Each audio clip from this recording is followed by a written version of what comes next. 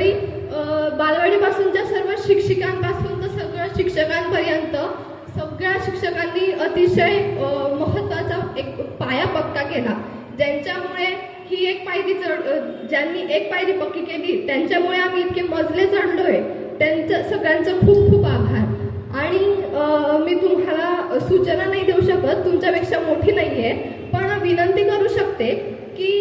तुम्ही कितीही उंचावर पोहोचला, जगाच्या कुठल्याही कोपऱ्यात गेलात तरी आपल्या शाळेची पहिली पायरी विसरू नका की ज्यांच्यामुळे आपण इतक्या उंचावर पोहोचलोय। आणि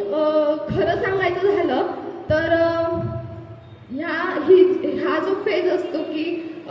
ही परीक्षा द्यायची आहे, खरंच विद्यार्थ्यांच्या डोक्यात इतकं टेन्शन असतं, जे मी अनुभवलेलं सांगते